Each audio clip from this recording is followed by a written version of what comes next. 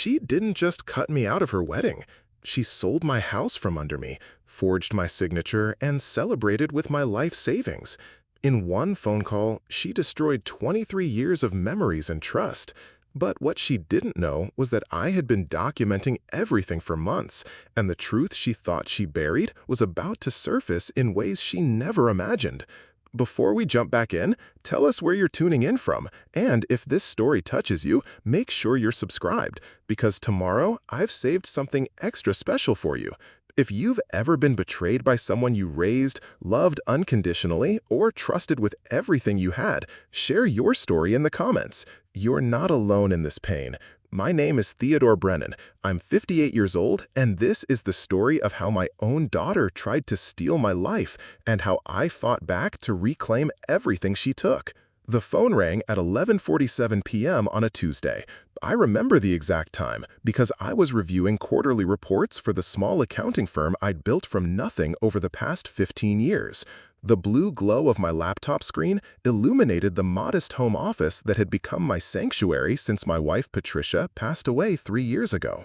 When I saw Isabella's name flash across my phone, my heart did what every father's heart does when their child calls late at night. It jumped with worry, then settled with love. Isabella was my everything, my only child, my pride, the reason I worked 16-hour days and saved every penny. At 26, she had grown into a brilliant woman, a successful marketing executive in Denver, living the life I had dreamed for her. We talked every Sunday, without fail, a tradition that started when she left for college and never stopped, even through her rebellious phases, her college struggles, and the occasional boyfriend I pretended to approve of. Dad? Her voice sounded different, rushed, almost breathless with excitement. I have incredible news. I leaned back in my chair, setting aside the financial documents that suddenly seemed insignificant compared to hearing from my daughter. What's going on, sweetheart? It's pretty late. I'm getting married tomorrow. The words hit me like cold water.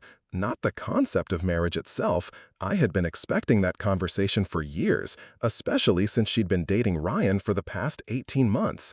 It was the timeline that made my chest tighten. Tomorrow.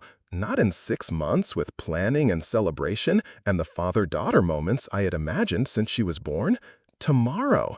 Isabella, slow down, I said, trying to keep my voice steady. What do you mean tomorrow? What about planning? What about family? What about… Dad, we don't need all that traditional stuff, she interrupted, her tone taking on an edge I didn't recognize. Ryan and I decided we want something simple, private, just us and a few close friends in Colorado Springs. You know how I hate big productions. That was true. Isabella had always been practical, efficient, sometimes to a fault. But this felt different. This felt rushed in a way that didn't match the daughter who planned her college schedule 2 years in advance and researched restaurants for 3 weeks before choosing where to celebrate her birthday. Okay, I said carefully, already mentally rearranging my schedule, thinking about flights to Denver, about the suit hanging in my closet that I'd been saving for exactly this moment. I can catch a morning flight. It might be tight, but I can make it work. Send me the details and I'll… Actually, Dad, that's not gonna work. The silence that followed felt heavy, like the moment before thunder. I could hear her breathing on the other end of the line, and something in that breathing told me this conversation was about to go somewhere I didn't want it to go. What do you mean it's not gonna work? The wedding is very small, intimate, just Ryan's immediate family and a couple of our closest friends. Adding more people would change the whole dynamic we're going for. I felt something cold settle in my stomach. Isabella, I'm your father. I know, Dad, but this is what we want. This is what feels right for us. You'll understand eventually. No, I wouldn't understand. I would never understand how a daughter could exclude her father from the most important day of her life. But I also knew Isabella well enough to recognize when her mind was made up. She had inherited my stubborn streak, the same determination that had built my business from a single client to a thriving firm. When she decided something, arguing rarely changed her direction. If that's what you want, I said, though every word felt like swallowing glass. I respect your decision, but Isabella, this feels sudden. Are you sure everything is okay? Are you happy? I'm incredibly happy, Dad. Ryan is amazing, and we're starting this beautiful new chapter together. Actually, that brings me to the other thing I wanted to tell you. The way she said "other thing" made my grip tighten on the phone. There was a brightness in her voice that felt forced, like she was reading from a script she had rehearsed. "We bought a house." I smiled, despite the ache in my chest. "That's wonderful, sweetheart. Where?" "Well, it's your house, actually." The room went completely silent, except for the hum of my computer and the distant sound of traffic outside. I looked around my home office, at the family photos on the shelves, at the painting Isabella had made me in third grade hanging above my desk, at the comfortable chaos of a life built over decades. "I don't understand what you mean." "Dad, you know you've been struggling to keep up with everything since Mom died. The house is too big for one person, the maintenance is expensive, and you're not getting any younger. Ryan and I talked about it, and we realized we could help you and help ourselves at the same time. Isabella, I'm not struggling. The house is paid off, I'm financially stable, and I love living here. This is where your mother and I built our life together. This is where you grew up." "But Dad, be realistic. You're 58 years old, living alone in a 4-bedroom house with a yard you can barely maintain. The property taxes alone are probably eating up a huge chunk of your retirement savings."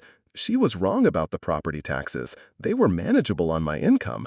But more importantly, she was wrong about my attachment to this place. This house wasn't just property to me. It was the kitchen where Patricia taught Isabella to make pancakes on Sunday mornings. It was the living room where we opened Christmas presents and watched terrible movies and celebrated every milestone in Isabella's life. It was the backyard where I had pushed her on the swing set until she was too big for it, where we had planted a garden that still blooms every spring with flowers Patricia had chosen. Preparing and narrating this story took us a lot of time, so if you are enjoying it, subscribe to our channel. It means a lot to us. Now, back to the story. Sweetheart, I appreciate your concern, but I'm not ready to sell this house. Maybe in a few years we can talk about it, but right now, Dad, it's already sold. The words hung in the air like smoke. I stared at the phone, wondering if I had misheard her, hoping I had misheard her. But the silence that followed told me everything I needed to know. What do you mean it's already sold? I mean, we closed on it yesterday. Ryan and I are the new owners. The paperwork is all finalized, and we're planning to move in next month after our honeymoon. I stood up from my chair so quickly that it rolled backward and hit the bookshelf behind me. Legal documents scattered across my desk as I tried to process what she was telling me. Isabella, you can't sell someone else's house. I never agreed to sell this house. I never signed any paperwork. Actually, Dad, you did. Remember last month when I came to visit and brought those insurance papers for you to sign? Those weren't insurance papers. They were property transfer documents. I know it sounds complicated, but Ryan's cousin is a real estate attorney, and he helped us structure everything legally. The room started spinning. I grabbed the edge of my desk, trying to anchor myself to something solid as the reality of what she was telling me began to sink in. Last month, Isabella had visited for what she said was a routine check-in. She had brought a stack of papers and explained that my homeowner's insurance needed updating, that there were new regulations requiring additional signatures. I had signed them without reading carefully because I trusted her completely, because she was my daughter and I had never had a reason to doubt her. Isabella, that's fraud. You can't forge someone's signature on property documents. You can't lie to your father and steal his house. Dad, don't be so dramatic. We're not stealing anything. We paid fair market value for the house. The money is sitting in an account with your name on it. You're going to have enough to buy a nice condo or apartment somewhere, maybe closer to town, where you won't have to worry about maintenance or yard work.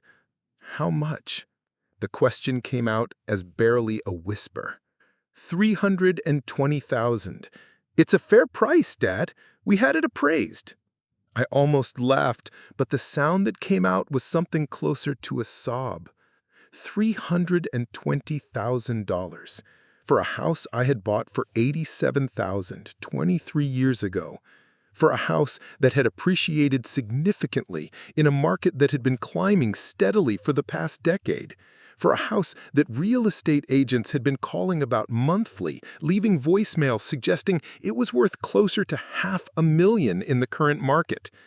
Isabella, this house is worth at least $450,000, probably more. And more importantly, it's not for sale. I don't want to sell it. Dad, you're being emotional about this. I understand it's hard to let go, but this is the practical thing to do, the smart thing to do. You'll thank us eventually. I sank back into my chair, staring at the family photo on my desk. Isabella at her high school graduation, radiant in her cap and gown, standing between Patricia and me. We looked so happy, so complete, so unbreakably connected. That photo had been taken 8 years ago, but it felt like a lifetime. Where am I supposed to live? Well, that's the thing, Dad. The new owners are going to need to take possession pretty soon. Ryan and I were thinking you could stay with us for a while, just until you find the perfect place for this next chapter of your life. The new owners? Isabella, you just told me you and Ryan bought the house. Right, but we're not going to live there immediately. We're going to rent it out for a while to help with the mortgage payments. Then maybe move in later when we're ready to start a family. It's an investment property for now. And there it was, the final piece that made everything clear. She hadn't bought my house to help me or to give me a fresh start. She had bought it as an investment, below market value, using documents I had signed under false pretenses. She was going to rent out the home where I had raised her, where her mother had died, where every room held memories that couldn't be priced or replaced. Isabella, I said, and my voice sounded strange to my own ears, hollow and distant. Do you understand what you've done? I've helped you, Dad. I've taken care of a problem you were too stubborn to address yourself. I've secured your financial future and freed you from the burden of maintaining a house that's too big for you.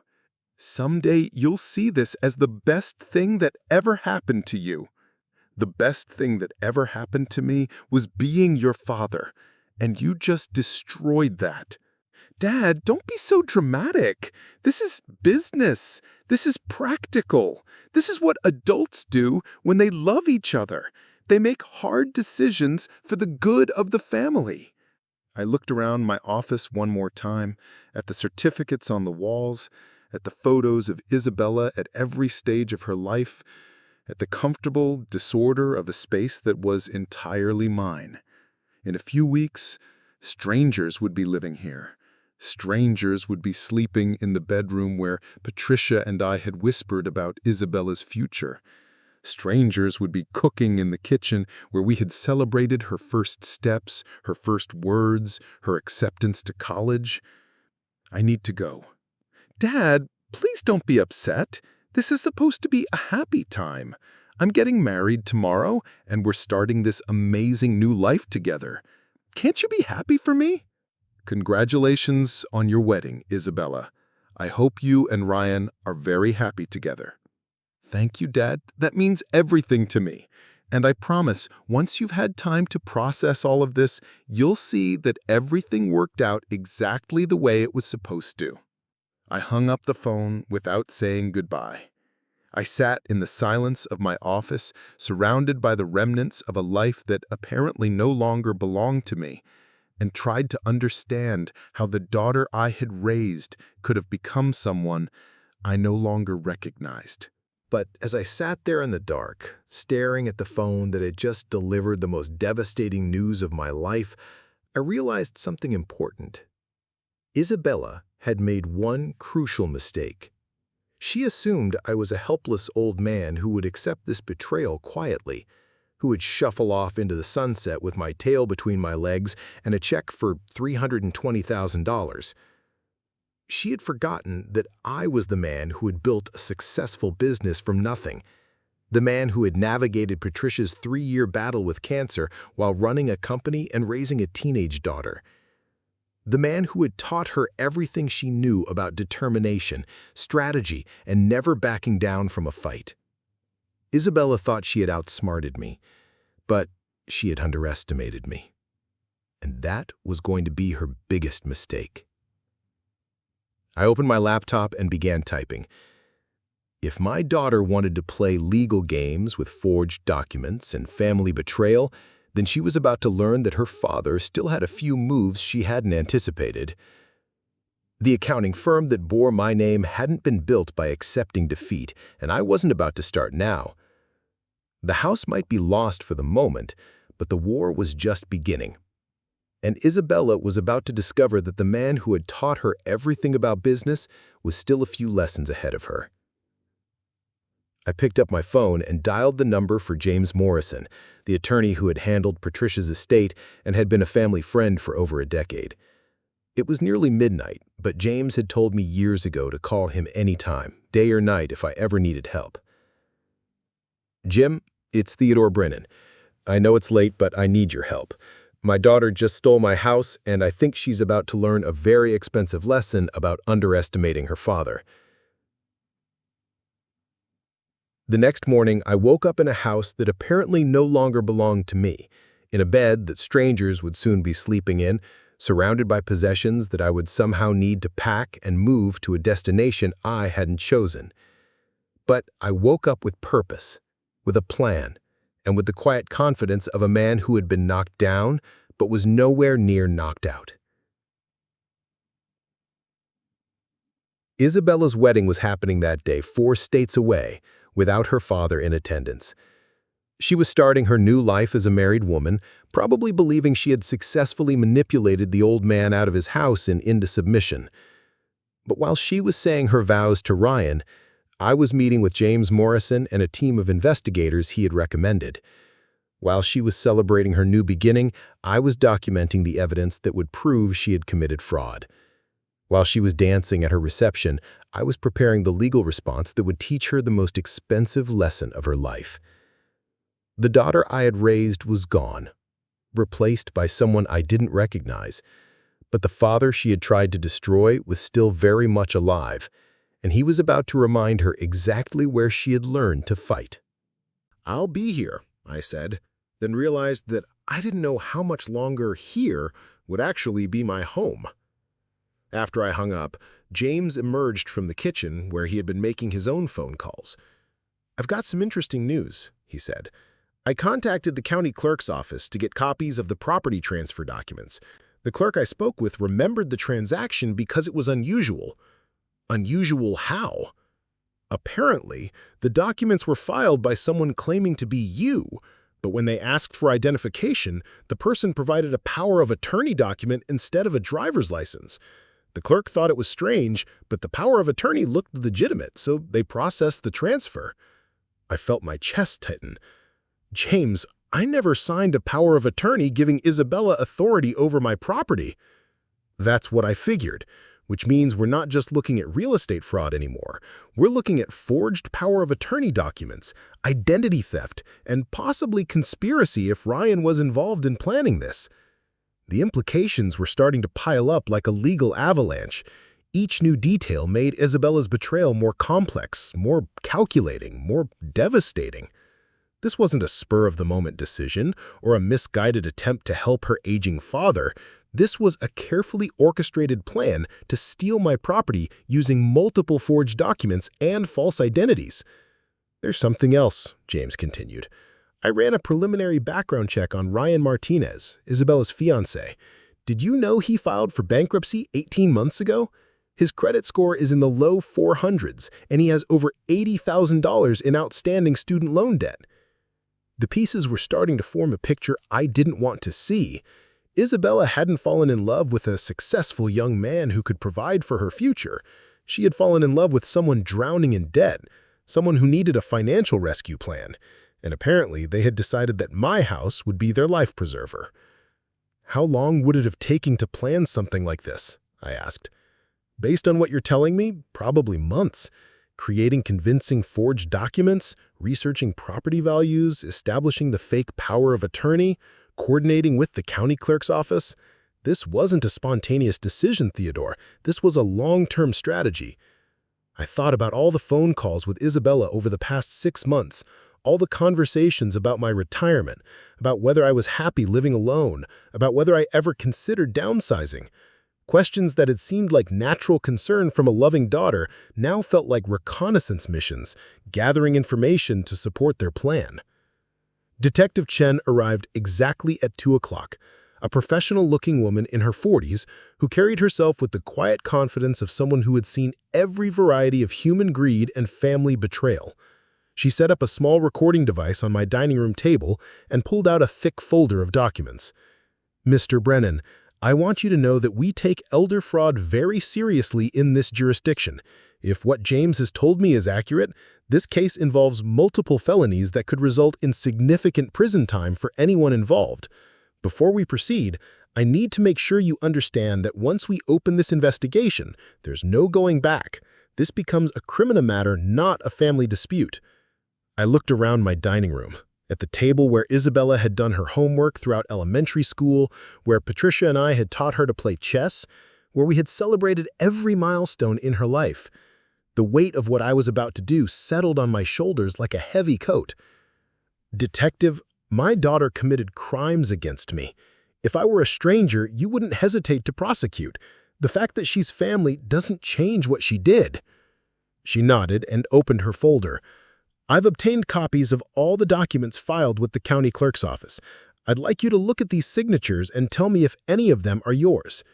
She spread out photocopies of various forms across the table. Property transfer documents, power of attorney papers, notarization certificates, tax forms. Each one bore my name and handwriting that looked similar to mine but was clearly different when I examined it closely. "None of these are my signatures," I said. "They're good forgeries, but they're not mine." "How can you be certain?" I pointed to the signature on the property transfer form. "I've had a distinctive way of signing my name for 30 years. I always loop the T in Theodore in a specific way, and I always underline my last name. These signatures don't have either of those characteristics." Detective Chen made notes and took photographs of each document. "We'll have these analyzed by a handwriting expert, but your initial assessment helps establish the fraud. Now, I need you to walk me through exactly what happened when Isabella came to visit last month." I recounted the story again, adding every detail I could remember. How Isabella had arrived in the early afternoon, how she had seemed relaxed and conversational, how she had brought the papers out almost as an afterthought while we were discussing her job. Detective Chen asked specific questions about the timing, about what the documents looked like, about whether anyone else was present. "Did Isabella seem nervous or rushed when she presented the papers?" "No, she seemed completely natural, like she had done this 100 times before." "Did she watch you sign them, or was she distracted?" "She watched. She even pointed to where I should sign on a couple of them. She said something like, 'Dad, make sure you sign on the bottom line, not on the witness line.'" Detective Chen looked up from her notes. "That suggests she was familiar with the documents, that she knew exactly what she was doing." After the detective left, I found myself alone in a house that felt more like a crime scene than a home. Every room held evidence of the life Isabella and I had shared, but now those memories were contaminated by her betrayal. The kitchen where she had learned to cook, the living room where we had watched movies together, the back porch where we had talked about her dreams and fears. All of it felt different now, poisoned by the knowledge that she had been planning to steal it while pretending to care about my well-being. That evening, James called with more news. "I heard back from the title company that handled the property transfer. They have security camera footage from the day the documents were signed. The person who appeared claiming to be you was a man in his 50s with gray hair and a beard, wearing a baseball cap and sunglasses. Obviously not you, but potentially someone hired to impersonate you." The scope of Isabella's deception kept expanding. Not only had she forged documents and lied to me directly, but she had also hired someone to impersonate me at the title company. This wasn't a family dispute or a misunderstanding. This was organized crime planned and executed with the precision of a military operation. "James, how did she think she would get away with this? Did she really believe I would never find out, or that I wouldn't fight back?" Theodore, in my experience, people who commit fraud often convince themselves that their victims either deserve it or won't have the resources to fight back. Isabella probably told herself that you were better off in a smaller place, that you couldn't handle the responsibility of the house anymore, that she was doing you a favor. People can justify almost anything if they want something badly enough. That night, I sat in my home office surrounded by boxes I had started packing, not because I was ready to leave, but because I needed to preserve evidence and important documents before Isabella and Ryan took possession of the property. Bank statements, tax records, insurance policies, photographs, anything that proved this house was my life's work and my rightful property. As I packed Patricia's jewelry into a small safety box, I found the letter she had written to Isabella shortly before she died. Patricia had been too weak to write much by then, but she had insisted on leaving something personal for our daughter. I opened the envelope and read the letter again, seeing Patricia's shaky handwriting and remembering how much effort each word cost her. My dearest Isabella, your father is the strongest, most honorable man I have ever known. He built this house for us with his own hands. He worked 3 jobs to pay for your education, and he never once complained about the sacrifices he made for our family.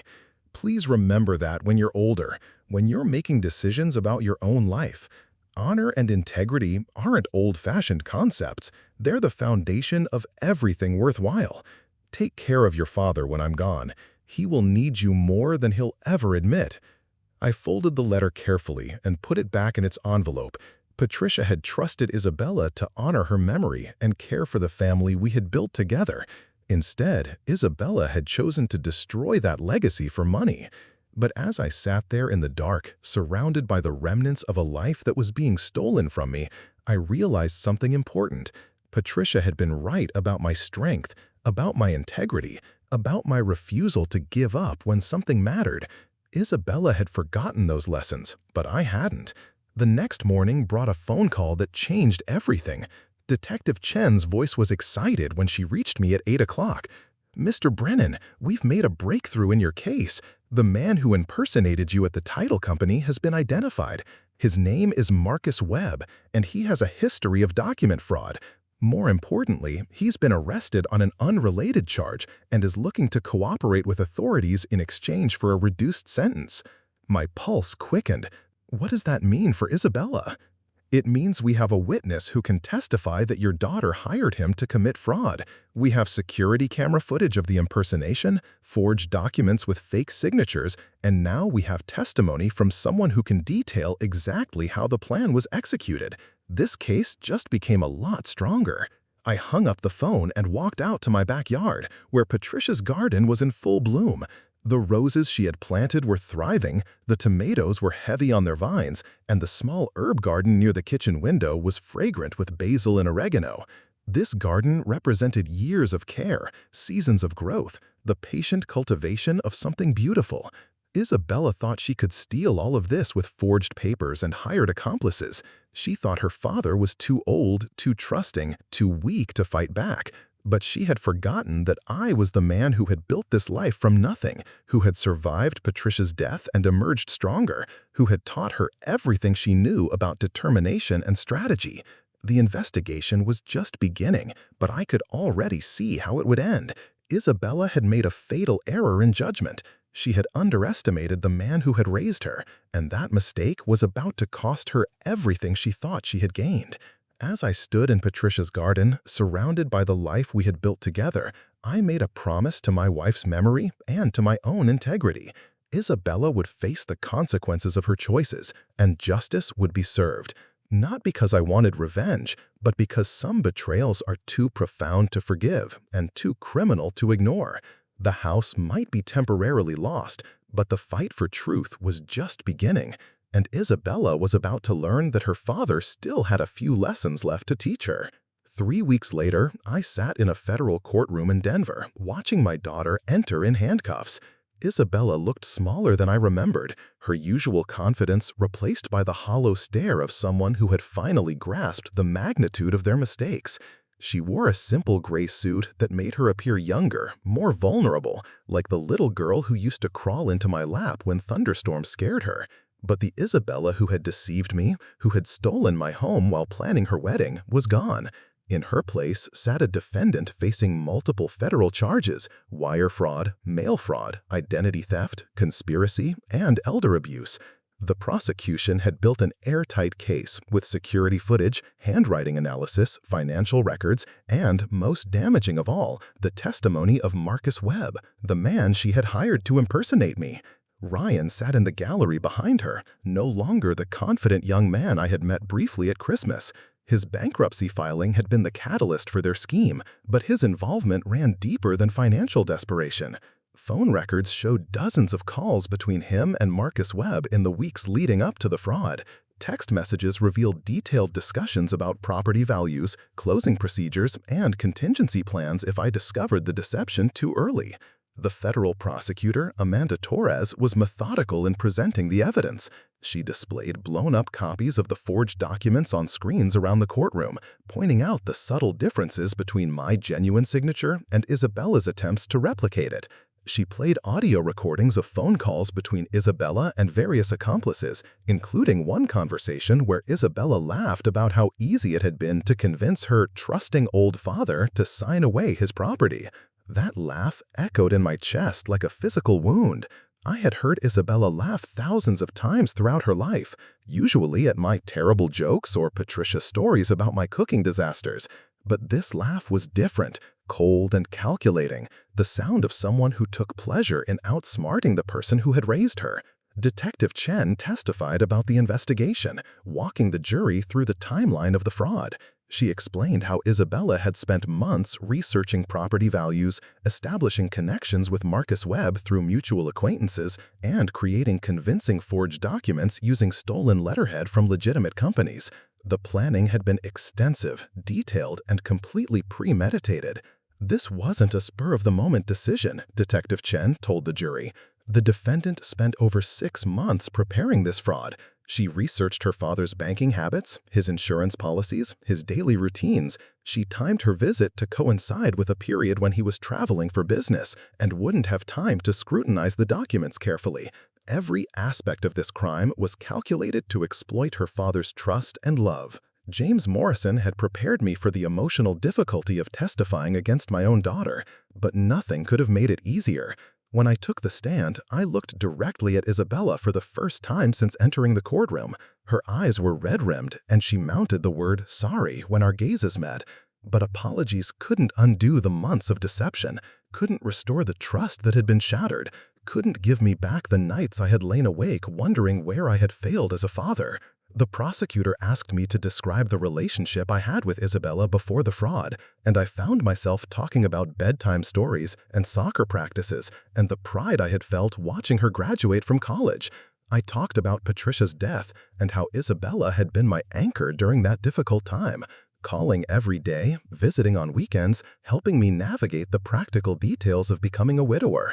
"Did you have any reason to suspect that your daughter was planning to defraud you?" Torres asked.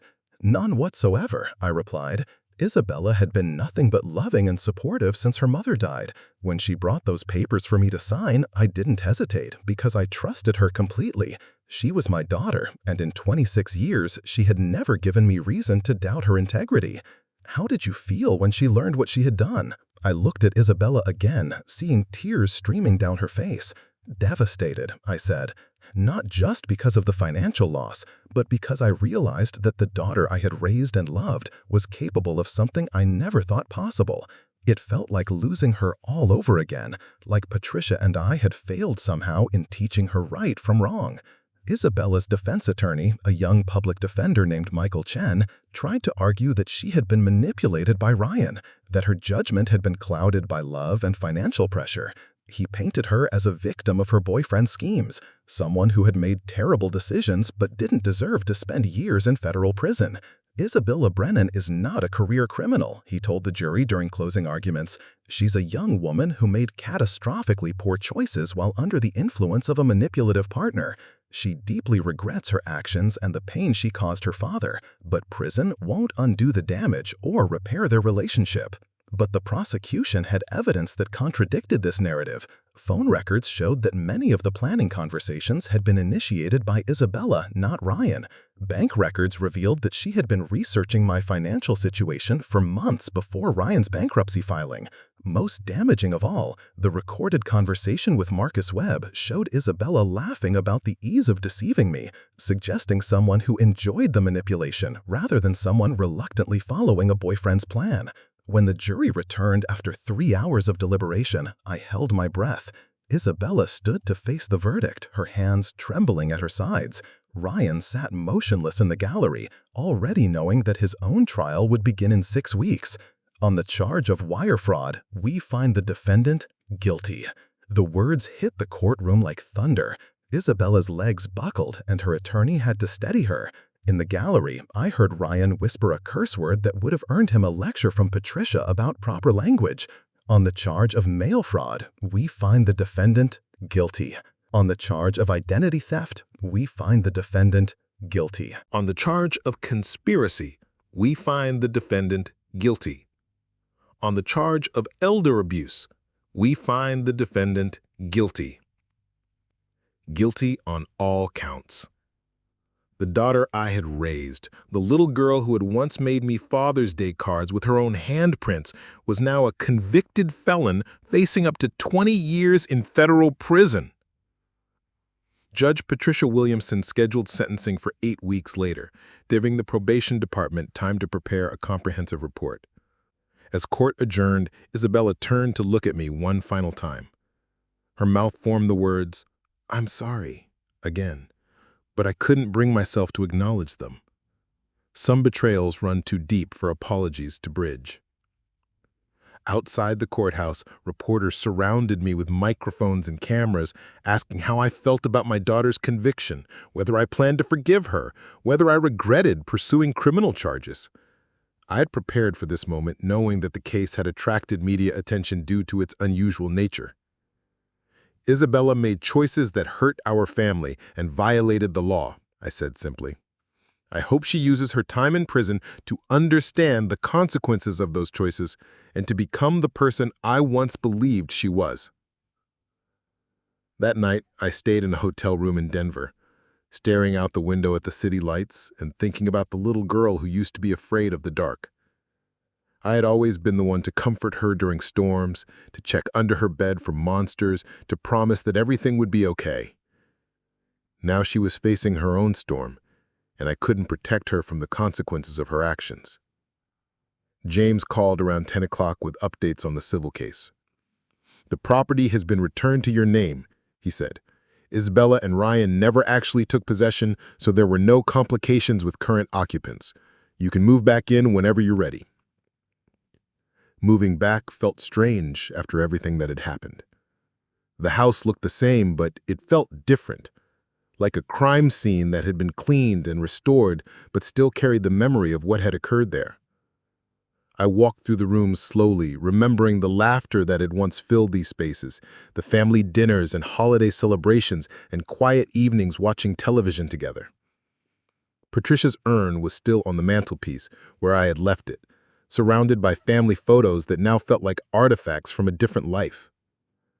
In Isabella's old bedroom, her high school soccer trophies still lined the shelves, along with the academic awards and certificates of achievement that had made us so proud.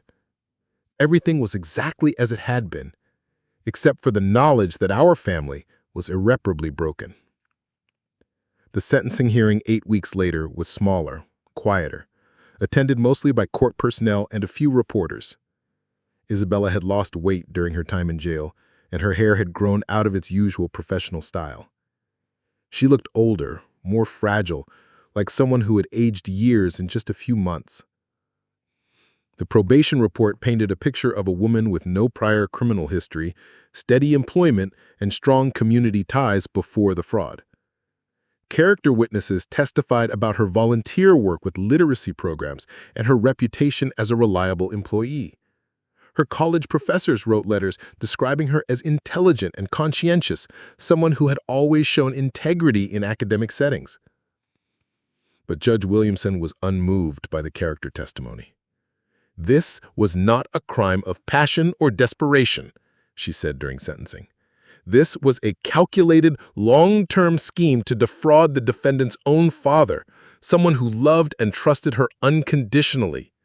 The betrayal of that trust represents a particularly heinous aspect of these crimes. She sentenced Isabella to 7 years in federal prison, followed by 3 years of supervised release. Ryan, who had pled guilty to conspiracy charges, received 5 years. Both would be required to pay full restitution, which included not only the original property value, but also legal fees, investigation costs, and compensation for my emotional distress. As the marshal prepared to take Isabella away, she turned to me one final time. "Dad," she said, her voice barely audible, "I know you'll probably never forgive me, but I need you to know that I never stopped loving you. I just made terrible choices, and I'm going to spend the rest of my life trying to make up for them." I looked at her for a long moment, seeing glimpses of the daughter I had raised, but knowing that person was gone forever. "I love you too, Isabella. But love doesn't excuse what you did, and it doesn't mean I have to pretend it didn't happen." Those were the last words we spoke to each other. As the marshal led her away in shackles, I felt a profound sense of loss that was different from grief. When Patricia died, I had lost someone I loved to circumstances beyond anyone's control.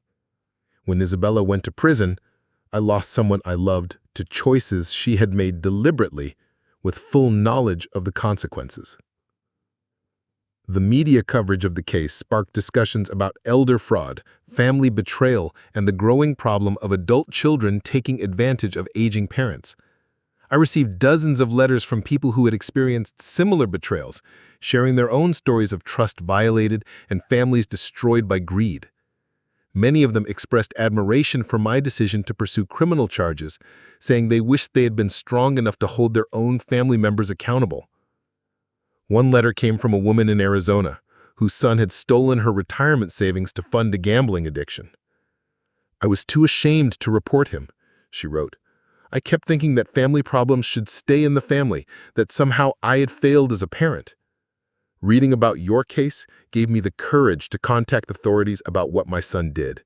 Thank you for showing that integrity matters more than family loyalty when crimes are involved."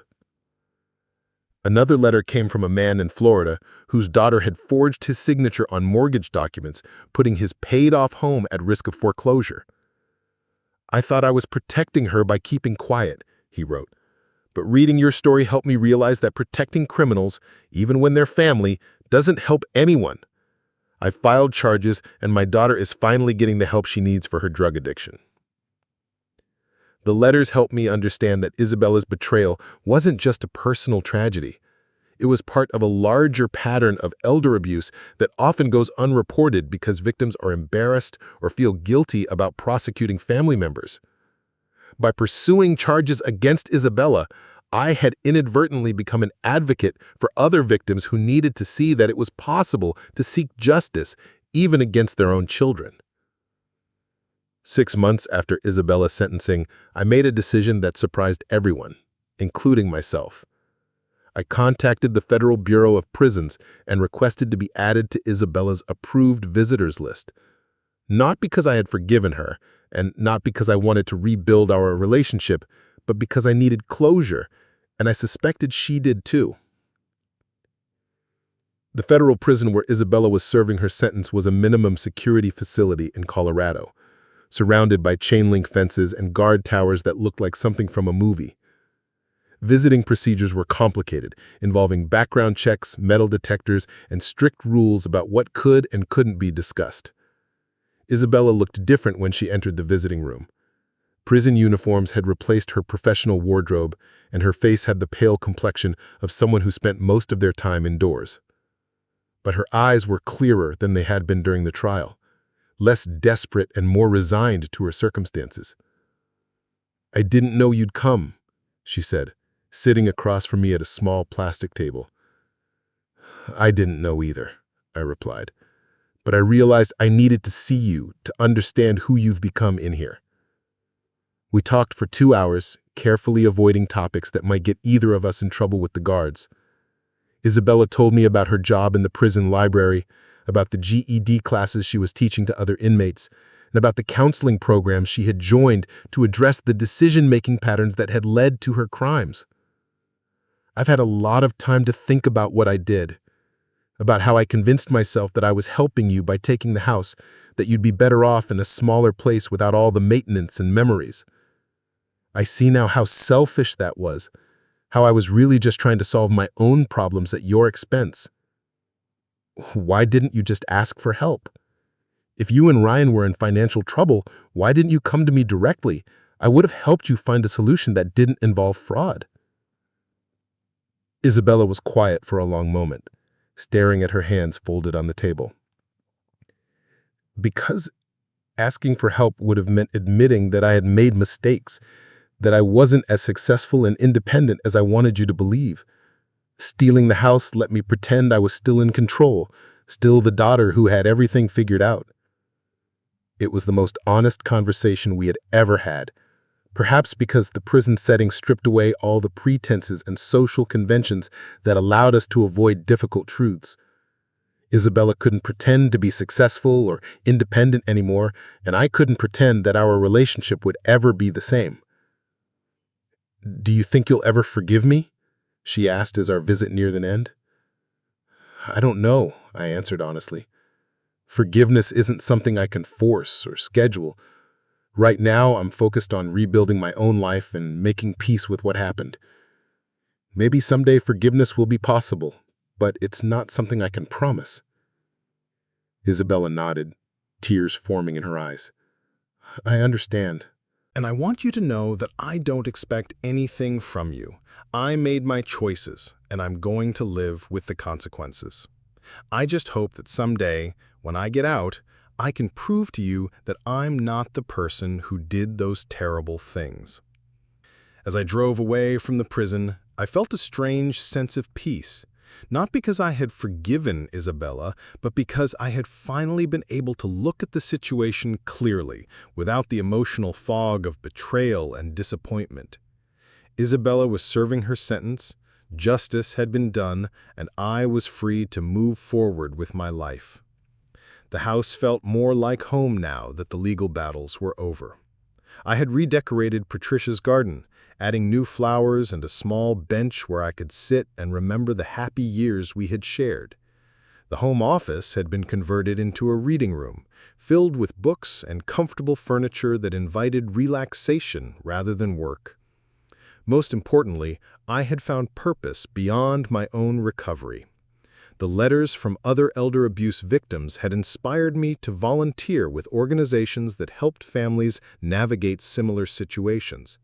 I spoke at conferences about the importance of reporting family fraud, regardless of the emotional difficulty involved. I consulted with attorneys handling cases similar to mine, helping them understand the psychological aspects of family betrayal. 1 year after Isabella's sentencing, I received a letter from her in prison.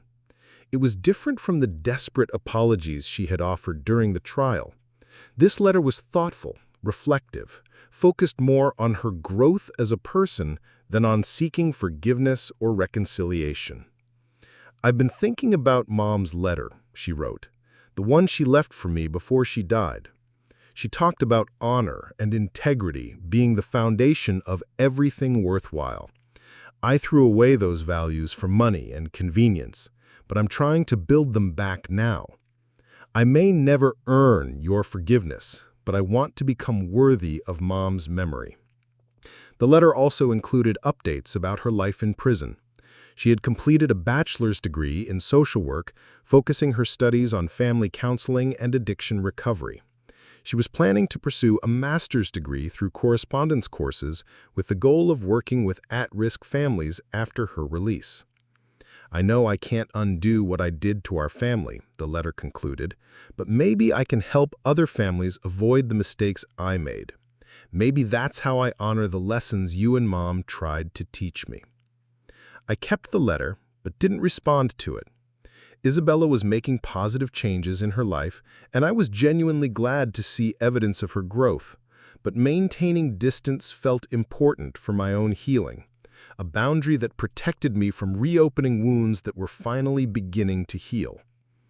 2 years later, I made another decision that surprised my friends and family. I sold the house. Not because I was forced to, and not because I couldn't maintain it, but because I was ready to let go of the past and embrace a future that wasn't defined by betrayal and loss. The new owners were a young family with 2 small children who reminded me of Isabella at that age. They were excited about the garden, about the tire swing in the backyard, about the built-in bookshelves that would hold their growing library. Watching them explore the house with such enthusiasm helped me see it through their eyes, as a place where new memories would be made rather than a museum of broken trust. I moved to a smaller house closer to downtown, with less maintenance and more opportunities for the volunteer work that had become central to my life. The new place had large windows that filled the rooms with light, a small garden where I could grow vegetables, and a home office where I could continue helping other families navigate the legal and emotional challenges of elder fraud. Patricia's ashes finally found their resting place in the memorial garden at our church, surrounded by roses and the kind of peaceful beauty she had always loved. I visit regularly, not to dwell on loss, but to remember the happiness we shared and the love that created the foundation for everything worthwhile in my life.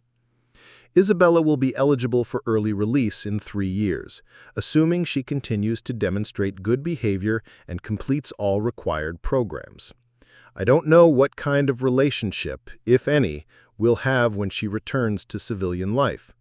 But I've made peace with that uncertainty, understanding that some questions don't need immediate answers. The story of my daughter's betrayal became a cautionary tale that resonated with families across the country. But for me, it became something more important, a reminder that integrity and truth are worth defending, even when the cost is higher than anyone should have to pay. Justice was served, not through revenge or punishment, but through the simple act of refusing to let crimes go unreported, regardless of who committed them. In the end, Isabella taught me something she probably never intended. She taught me that love without boundaries is not really love at all, that protecting someone from consequences doesn't help them grow, and that sometimes the most loving thing you can do is hold people accountable for their choices. The daughter I raised is gone, but the man who raised her remains, stronger, wiser, and more committed than ever to the values that matter most. And that's enough to build a future on. The years following Isabella's imprisonment brought unexpected developments that I hadn't anticipated during those first dark months of betrayal. While the criminal case had concluded with her conviction, the ripple effects of her actions continued to unfold in ways that would reshape not only my understanding of family, but also my entire approach to the remaining chapters of my life. 6 months after Isabella began serving her sentence, I received a call from Detective Chen that would open a new dimension to the case. Her voice carried the same professional tone I'd grown accustomed to during the investigation, but there was an underlying excitement that suggested significant developments. Mr. Brennan, we've uncovered something during our continued investigation into the network that helped facilitate Isabella's fraud. It appears your daughter's case was part of a much larger operation targeting elderly property owners across 3 states. The revelation hit me like a physical blow. Isabella hadn't just betrayed our family in isolation, she had become part of an organized criminal enterprise that specialized in elder fraud. The man she had hired to impersonate me, Marcus Webb, had been working with a sophisticated network of forgers, real estate professionals, and financial advisors who had perfected the art of stealing property from unsuspecting seniors. How many other families were affected? I asked, dreading the answer. We've identified at least 37 cases over the past 4 years, with total losses exceeding $12 million. Your case was actually what broke the investigation wide open, because you were the first victim to pursue criminal charges aggressively. Most of the other victims were either too embarrassed to report the crimes or were convinced by family members that it was a civil matter rather than a criminal one. Detective Chen explained that the network operated by targeting adult children who were experiencing financial difficulties, then recruiting them to defraud their own parents. The scheme was particularly insidious because it exploited the natural trust between family members, making victims less likely to scrutinize documents or question their children's motives. Isabella was recruited through social media. The network had people monitoring bankruptcy filings, divorce proceedings, and other public records to identify potential recruits who were desperate for money. They approached her through fake profiles that claimed to offer legitimate investment opportunities, then gradually introduced her to the idea of using her father's property as collateral. Learning that Isabella had been recruited rather than conceiving the fraud independently provided a strange mix of relief and additional heartbreak.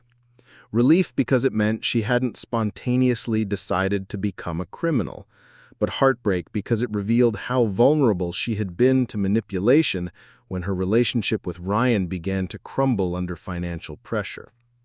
The investigation expanded to include the Federal Bureau of Investigation, the Internal Revenue Service, and attorneys general from Colorado, Nevada, and Arizona. I found myself not just a victim, but a key witness in a massive federal prosecution that would eventually result in over 24 indictments and prison sentences ranging from 5 to 20 years.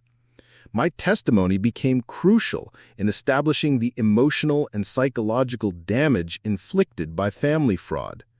Federal prosecutors asked me to explain not just the financial losses, but the devastating impact of having my own daughter betray my trust so completely. They wanted juries to understand that these weren't victimless financial crimes, but acts of profound personal violence that destroyed families and shattered the fundamental bonds that hold society together. When someone steals your car or burglarizes your house, you feel violated and angry. But when your own child steals your home using your love and trust as weapons, you question everything you thought you knew about your family, your parenting, and your judgment. The financial loss is significant, but the emotional devastation is immeasurable. They knew I was a trusting father who had never had reason to doubt my daughter's honesty.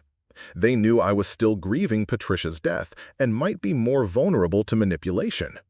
They knew I respected Isabella's intelligence and would be likely to defer to her judgment on financial matters.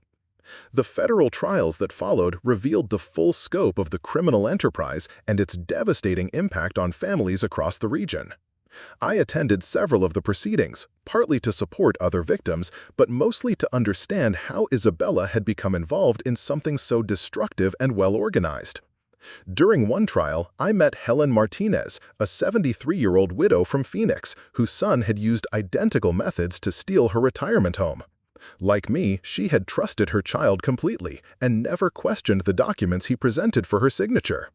Unlike me, she had been too ashamed to pursue criminal charges until the federal investigation made her son's participation in the larger network undeniable. I kept thinking it was my fault somehow, Helen told me during a break in the proceedings. That maybe I had been too trusting, too naive, too dependent on my children. It wasn't until I heard your testimony that the problem wasn't with us as parents. The problem was with a system that taught our children to see us as assets rather than people. Helen's observations stayed with me long after the trials concluded. The criminal network had succeeded not just because they were skilled at forging documents or manipulating real estate transactions, but because they had tapped into a cultural shift that reduced elderly parents to financial resources rather than human beings, deserving of respect and protection.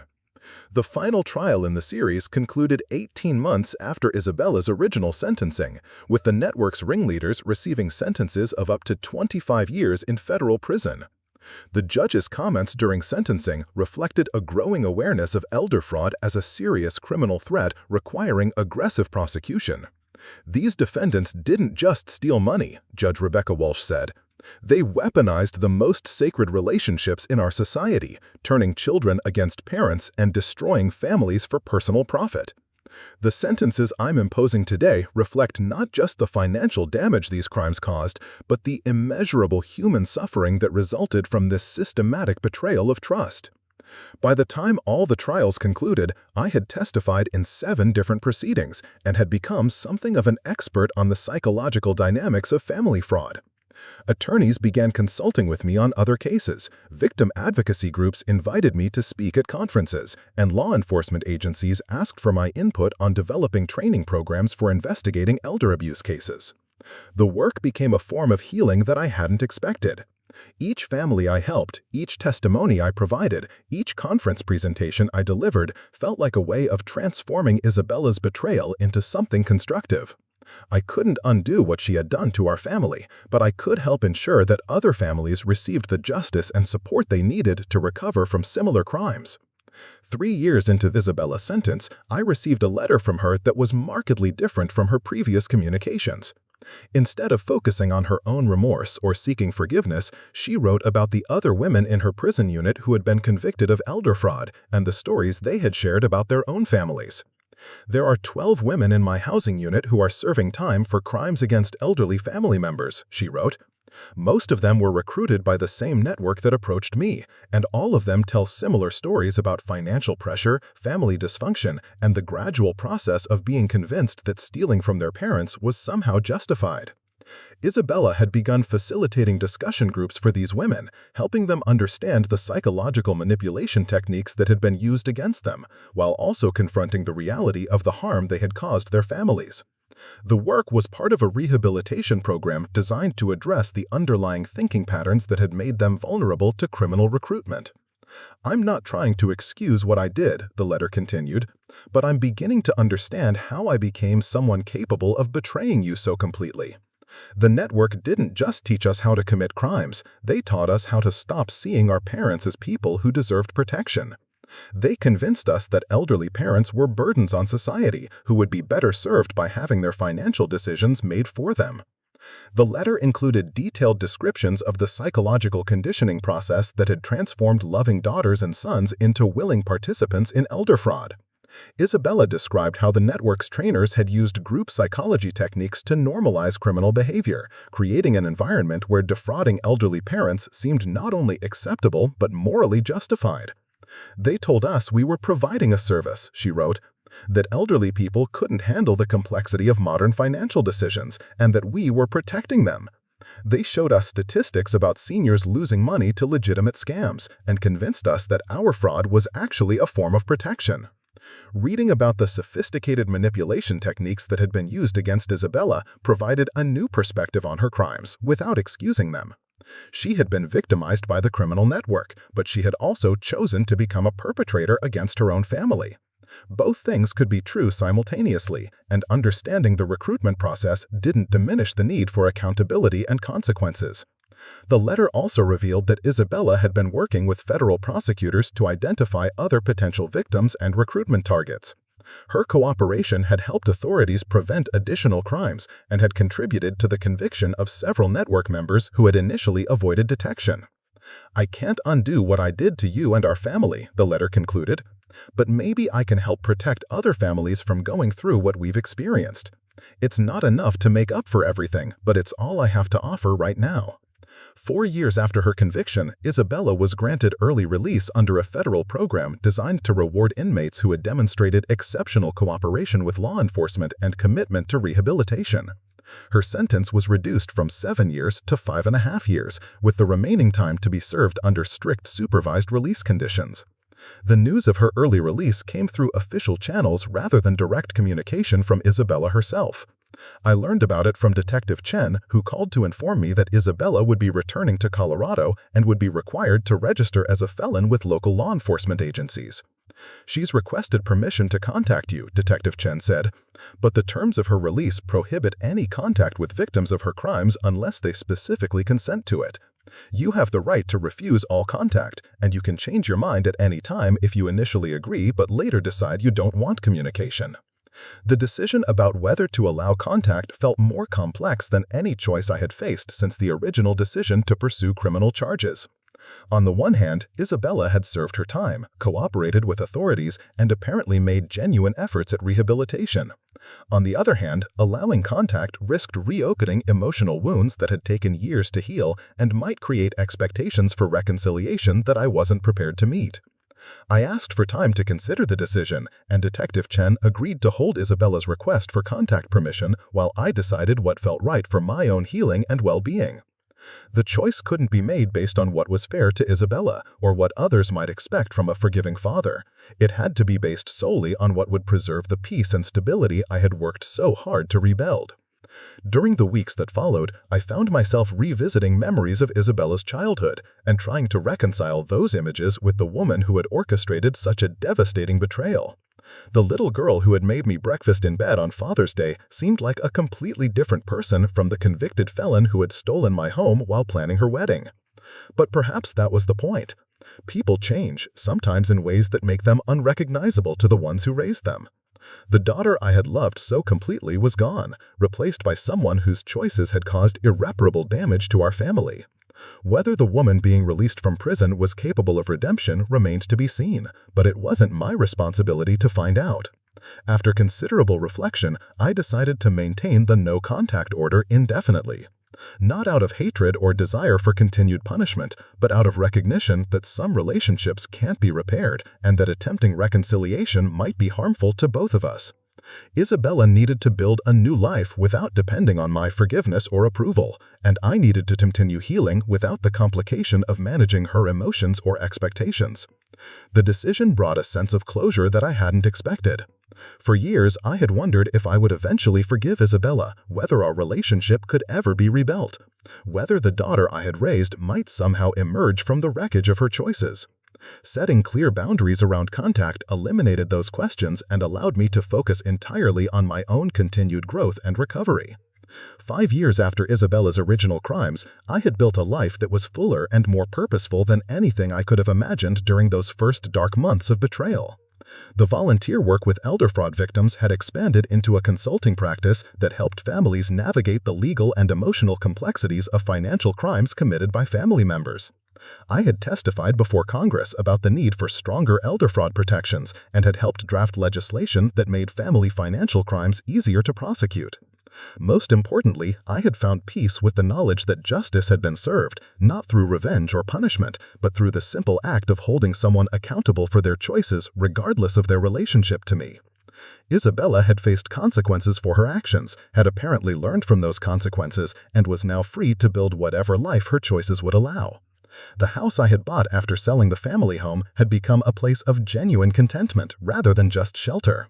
The smaller space required less maintenance and left more time for the relationships and activities that brought meaning to my days. Patricia's memory lived on not in the physical spaces where we had once been happy, but in the values and principles that continued to guide my decisions. On the 5th anniversary of Isabella's conviction, I received a single piece of mail addressed in her handwriting. Not a letter, but a newspaper clipping about a family fraud prevention program she had helped establish for recently released inmates. The program connected former offenders with elderly community members who had been victimized by financial crimes, creating opportunities for education, support, and healing that benefited both groups.